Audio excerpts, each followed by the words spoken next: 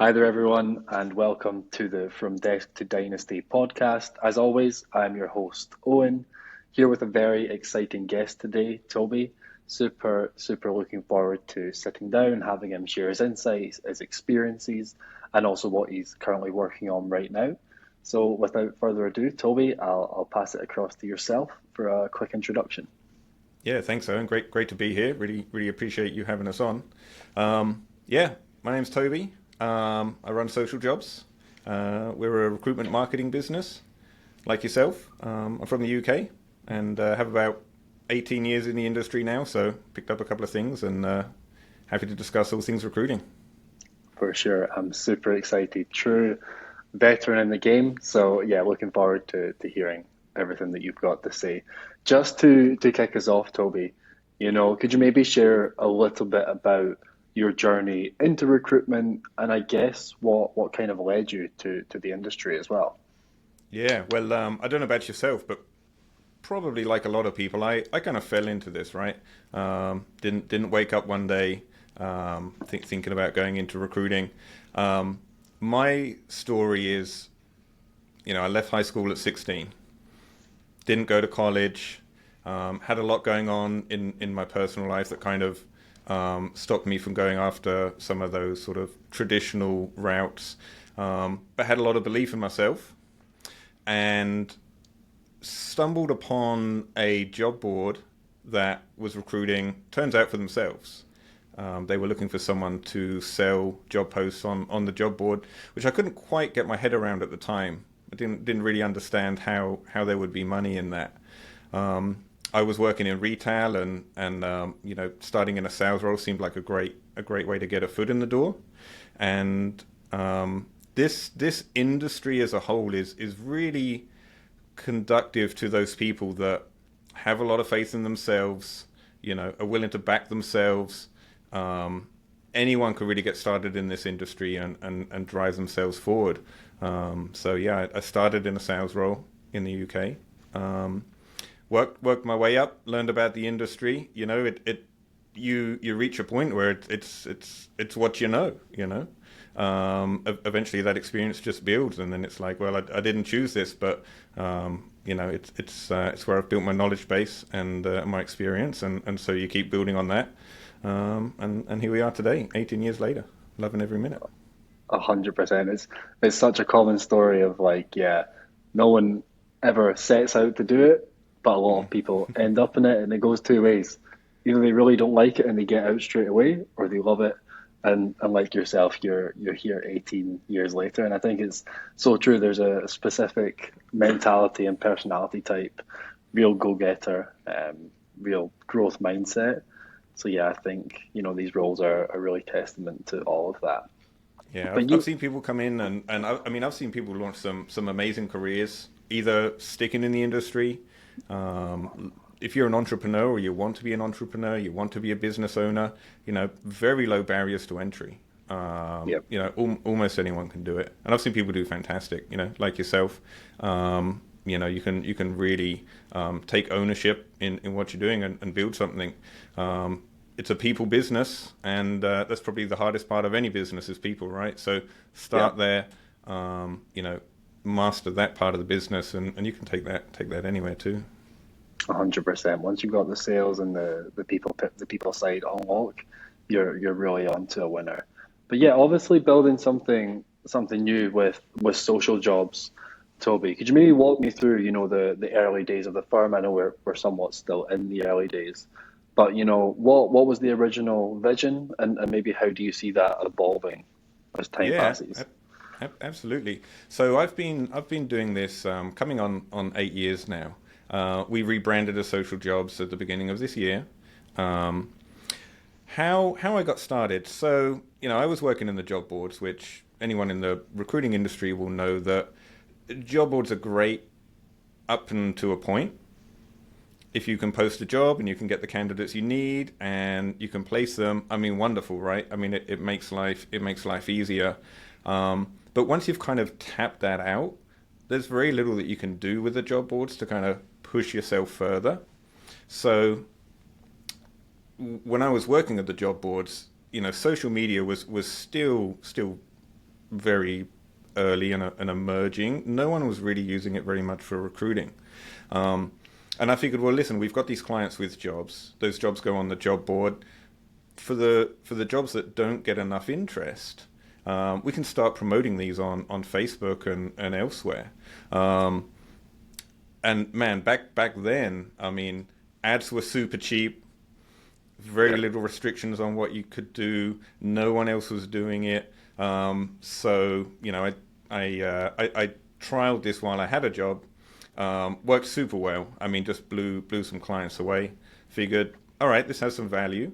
Believed in it enough to, you know, to leave my full-time job, benefits, you know, stability, and take that leap. And yeah, you know, eight years on, it's had its ups and downs. But it was really that opportunity that companies, whether staffing agencies or otherwise, when your pipeline is dry, you know, what are you going to do? And it's just one of those tools that's really underutilized. And so for companies that are not comfortable with doing sponsored social, running paid ads, and that type of thing, that's where we can step in and support them and generate a lot of interest, generate a lot of candidates for them.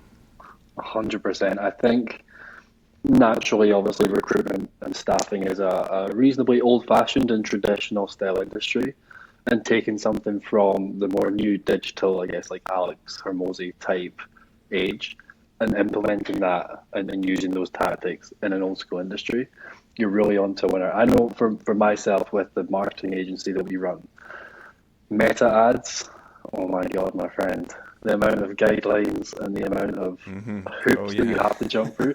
How does that look on a when you're doing it for recruiting?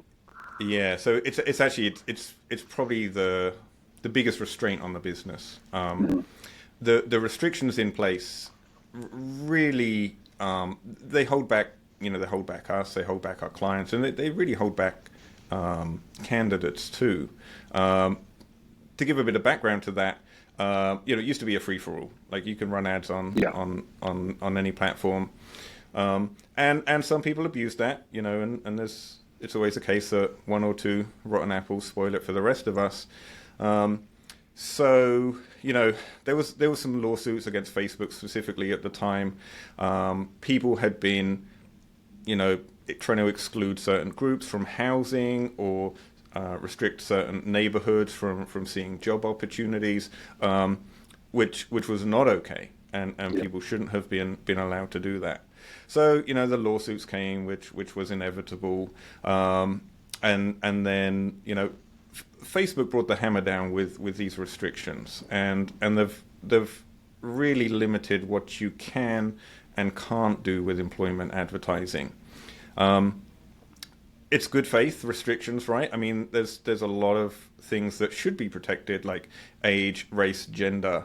No one's disputing that you never should have been allowed to sort of, you know, target people based on those things, as there was existing laws about that type of thing. But what's happened, and unfortunately, where Meta goes, everyone else follows, right? You know, particularly, you know, 5, 6, 7 years ago, where they really were the biggest. You know, TikTok's kind of catching up, but Meta is still sort of the leader. So where they go, everyone follows. And the restrictions that are in place today, they're a real burden. Anyone that's done marketing will be familiar with. I mean, the very advanced, complex tools that you can use to track and identify people and get really relevant content in front of them. Most of those tools cannot be used for employment marketing. So you have to take a broader approach. It makes it more expensive for the employer, and it means for the candidate that it's harder to put the right jobs in front of the right people, and that's not ideal for candidates, because candidates want jobs that are relevant to them. They don't want to see jobs that are not relevant to them, and these restrictions in place, they're really not based on law. They're based on an abundance of caution. You know, it's easier just to shut everything down than to say, okay, this is okay and this is not, Yeah. and really look at it in detail. Um, this is an issue that actually impacts the whole industry. I mean, every staffing agency, every employer, and every job seeker is kind of being denied sort of the ability to really connect at the level that they could connect. And, I've been hoping that this was going to kind of resolve itself at some point. Some common sense would come back in. But that's really not happened yet. With the current administration, regulations are hopefully going to come down, and we'll maybe see some movement there. But to your point, if you've tried running ads in these very restricted spaces, boy, it's very easy to get in trouble. Very easy to get in trouble. You can get thrown off the platform. You can get your account banned. Sometimes they let you back, sometimes they don't. We've made those mistakes in the past, and if you're going in new, it could be tough, yeah. Yeah, it's tough. I mean, I'm the same. I'd be lying to you if I said I hadn't had my fair share of clients' accounts banned when starting out. Obviously, not in the recruitment space, but in a different space. But yeah, there's nothing more stressful than when that happens. But yeah, looking back at those early days, Toby, obviously bringing something new into an industry that hadn't really seen it before. What were the sort of bigger challenges that you faced when it came to, I guess, convincing these people that this would be a good route, and how did that sort of affect growth and impact growth? Yeah. So in the early days, the challenge is, I'd say this has got harder over time. So there's probably more challenges now with Okay. restrictions, competition. Early on, it was I was fortunate that when I left, I had a client kind of follow me. I wasn't allowed to go after my old clients, but they're allowed to come after you, right? That's just kind of standard Yeah. non-compete. So I had a client sort of follow me, wanted to work with me, had a huge amount of belief in what I was doing, and most of the business really grew from referrals out of that. Wow. I would say to anyone, if you are starting a business, that one key cornerstone client really provides you a foundation that you can build off. And in our early days, we probably got 5, 6 referrals out of that client. And at that point, we'd built momentum. We could show potential clients the product. We had some track record. We could talk about results, right? And then we started marketing ourselves to people and saying, hey, this is what works. These are the types of results we've delivered. And then it grew from there. So, the real challenges were probably sort of the mental blocks I had in place. You're going in new. You don't know if Yep. this is going to work. You've got all those fears you need to overcome. So you're battling yourself internally, but the market was there for the business. And if I went back, I would have gone forward, with more gusto, would have shouted Yeah. louder, moved faster, and would have removed those mental blocks. So. 100%. I think that power partner, especially in the elementary stages of business, is so important. Even for things as simple as you're trying to close a client and you give them their phone number so they can, basically say, yeah, this guy can do what he says he can. So super important. But yeah, I mean, you're clearly building something super amazing here, Toby.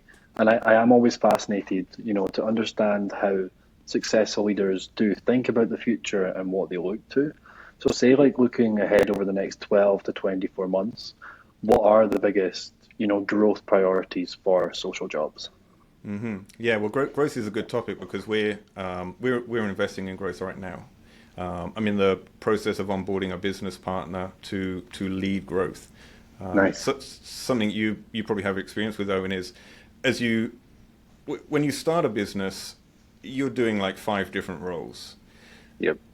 As you try to grow a business, going from one person to two is it doesn't kind of work that way, because you need one person to do like 20% of what you used to do, and then you need someone else to do a different 20% because it's a different role and a different skill set.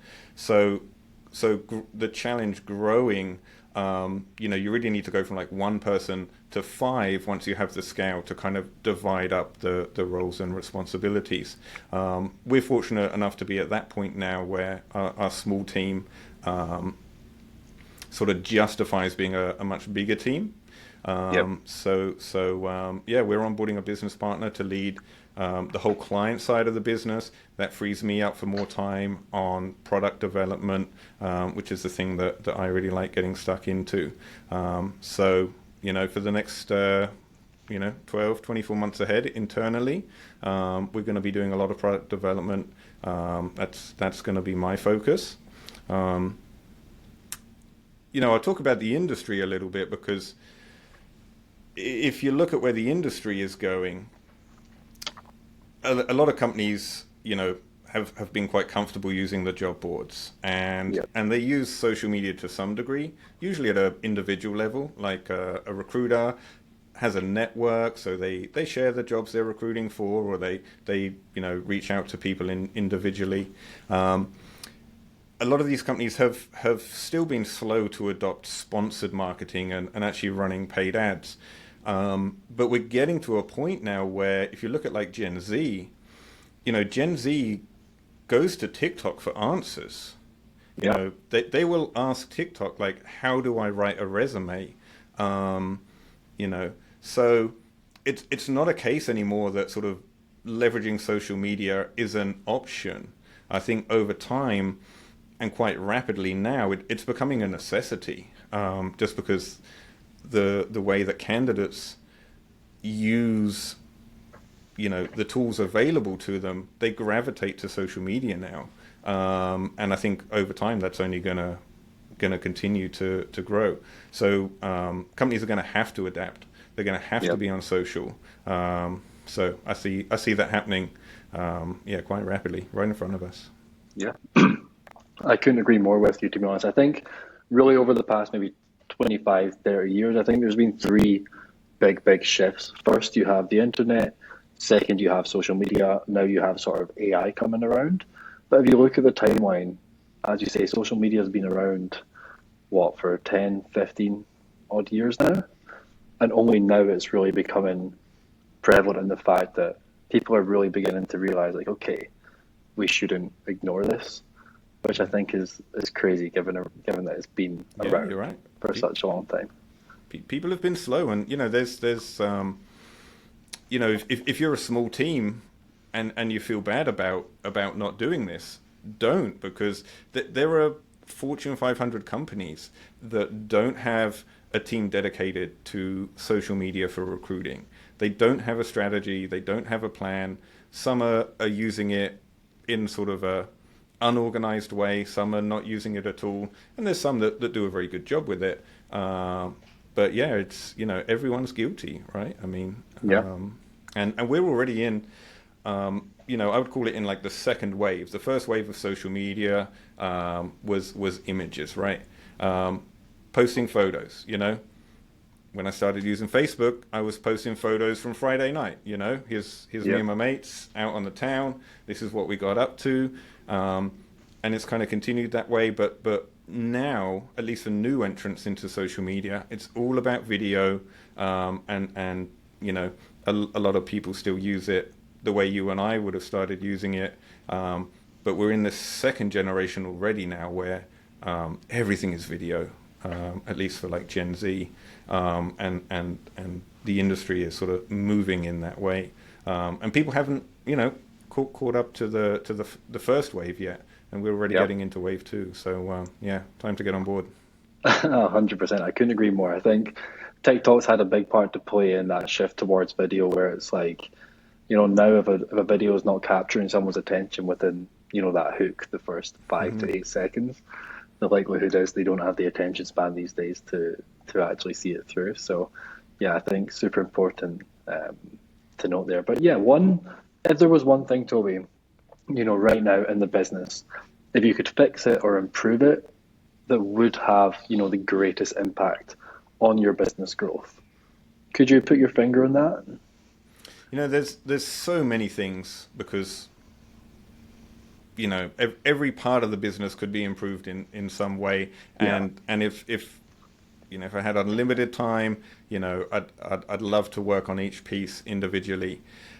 As a whole, those restrictions that we talked about, the laws around employment advertising, that's really what chokes the business. And it's really what chokes the industry. And it's something that I don't think a lot of people are considering.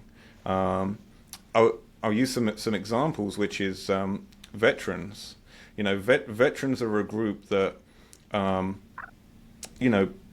rightly get a lot of support, right? There's a lot of programs, government-backed and otherwise, to support veterans. And some of our clients have programs where, they want a qualified person for a position, but if they don't have one, they will happily train a veteran. They have these dedicated training programs that are available specifically to veterans to help them transition. And who wouldn't back that, right? I mean, that's a wonderful thing that gets a lot of support. But if you try and share that, you're not allowed. Reddit has an outright ban on advertising or promoting to veterans. They kind of agreed with me that this seems silly, but they're like a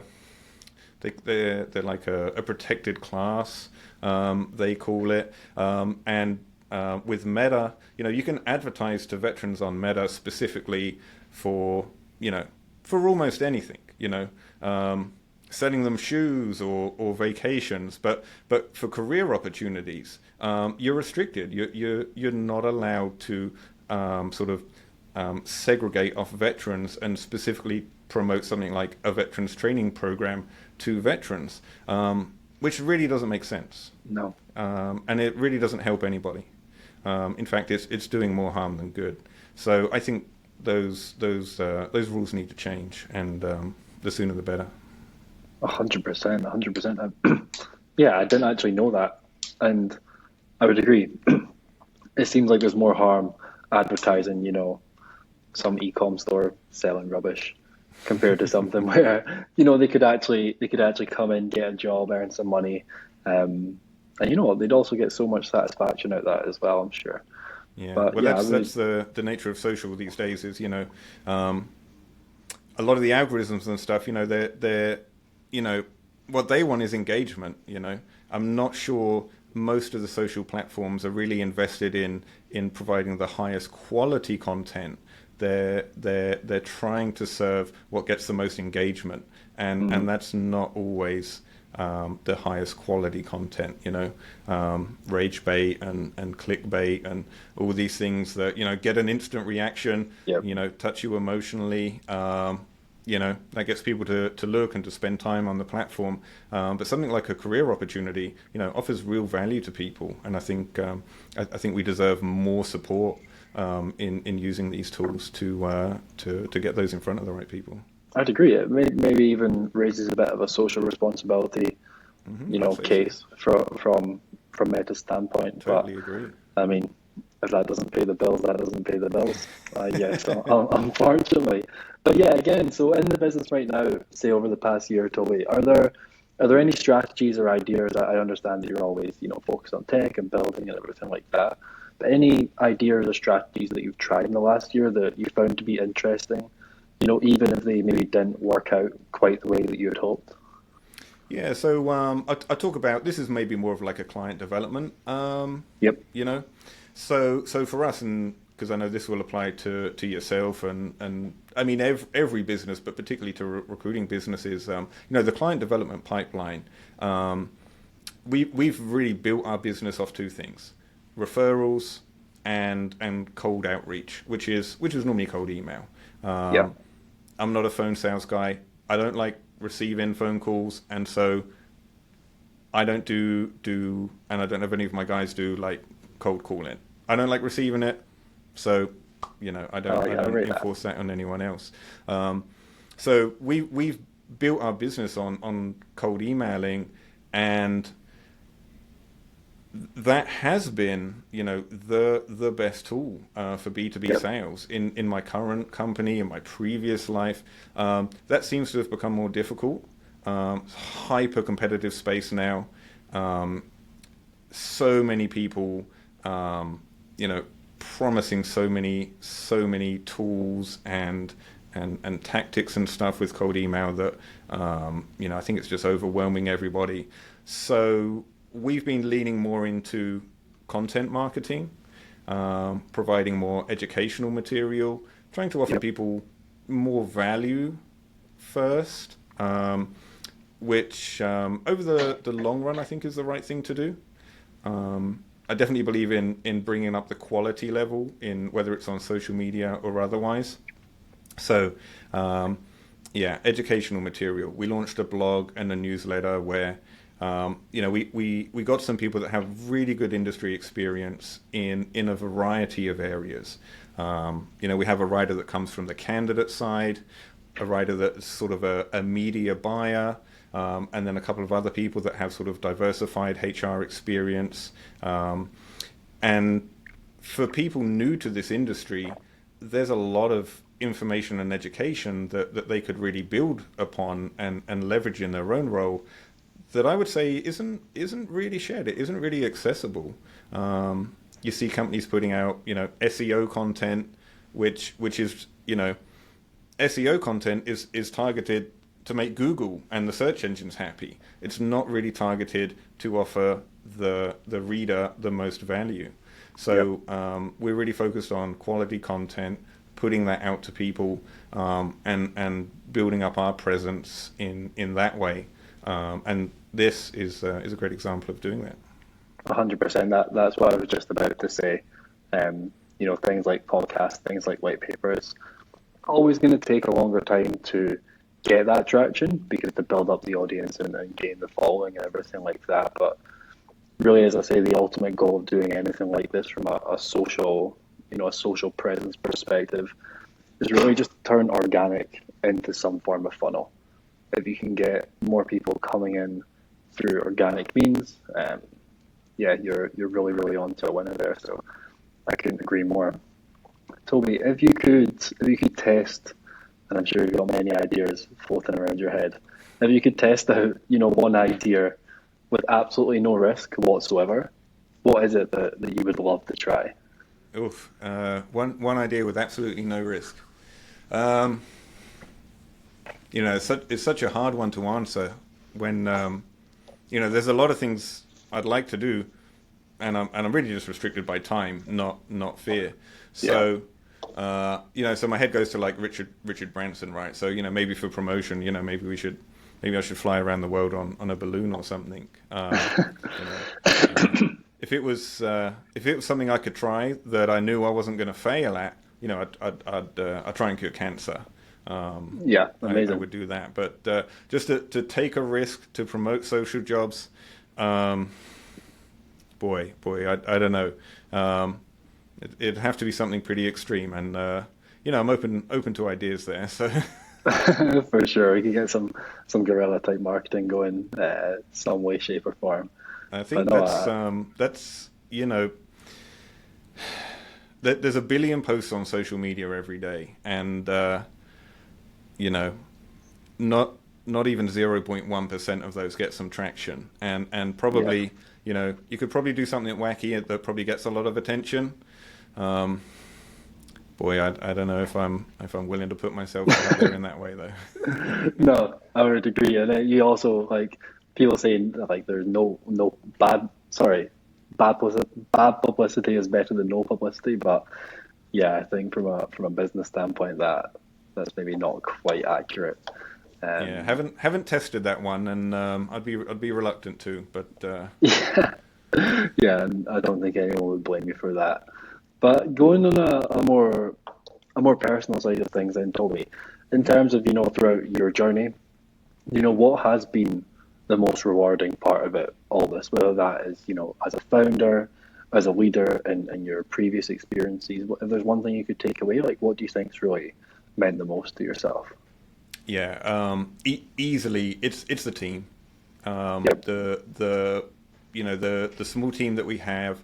Sometimes they tell me about the way that the job has impacted them and has enabled them to improve their own lives or help their families.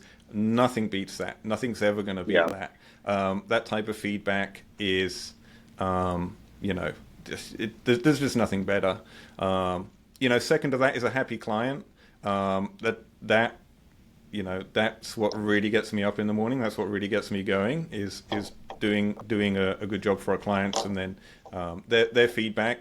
It means more to me than I'm sure they know. I'm sure they don't realize Yeah. how impactful it is. So when they offer it out there voluntarily, I mean, yeah, that really touches me. But nothing beats helping the team, and hearing about the impact that we have on them. 100%. I love it, Toby. I love it. And just sort of, wrapping up a little bit here, if you could give yourself one piece of advice, going back to the start of social jobs 8 years back, one piece of advice before making that jump. I know you touched upon you would maybe do it with more pace or with more venom. Um, is there anything else that you could think of that you'd be like, yeah, I would definitely tell myself this if I was starting over? Well, there's so many, Owen. So many. I mean, there's just no, there's, you can't shortcut experience, right? Um, so there's so many things that I've learned that I wish I knew going back. Actually, it's kind of relevant to the last question. This is something that I really had to change as I evolved as a leader, from my previous job into now.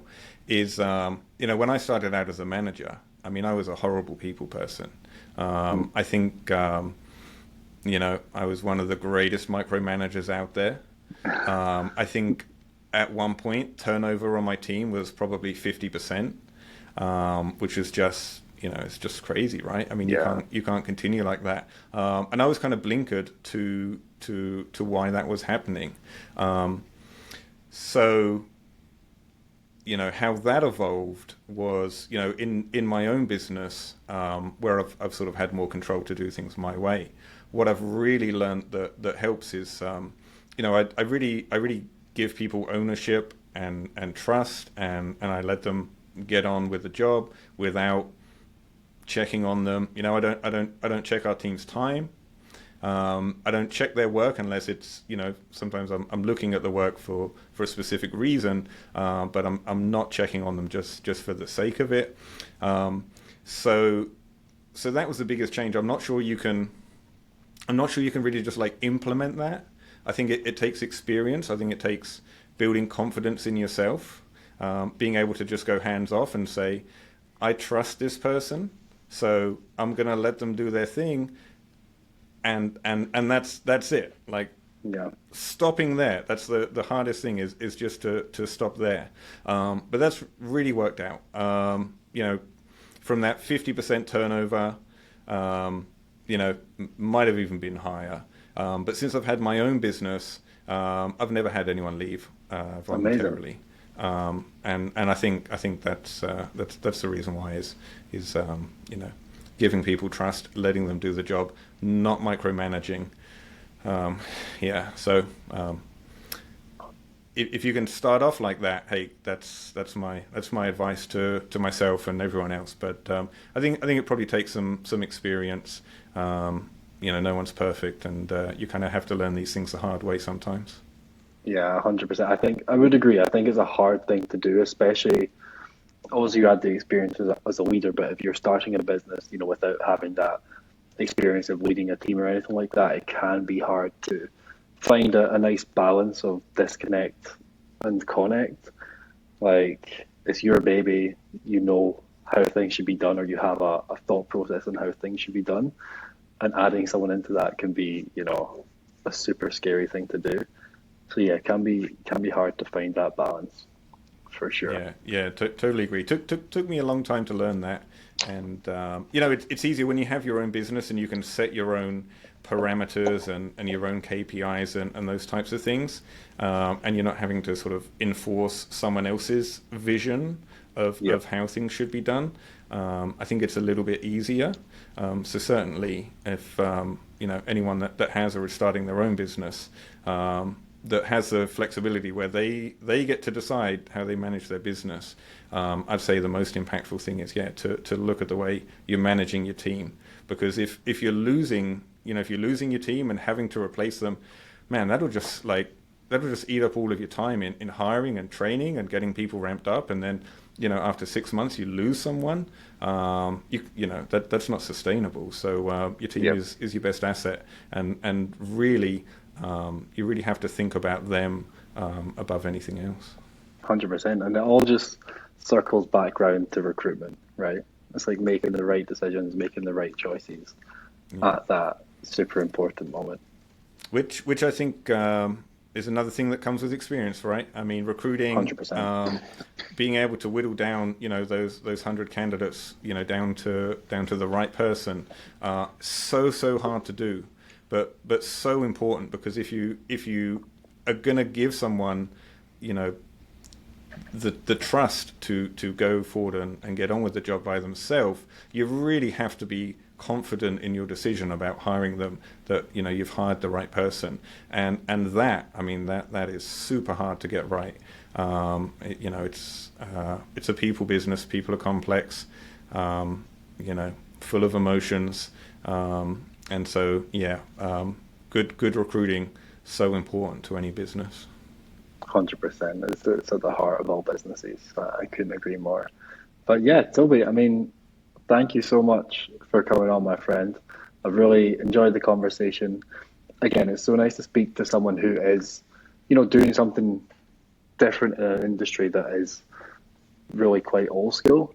So interesting to hear your story, interesting to hear about SocialJobs and, all of the great work that you guys are doing, and interesting to hear about your growth plans as well, hiring someone to really focus on that biz dev side of things.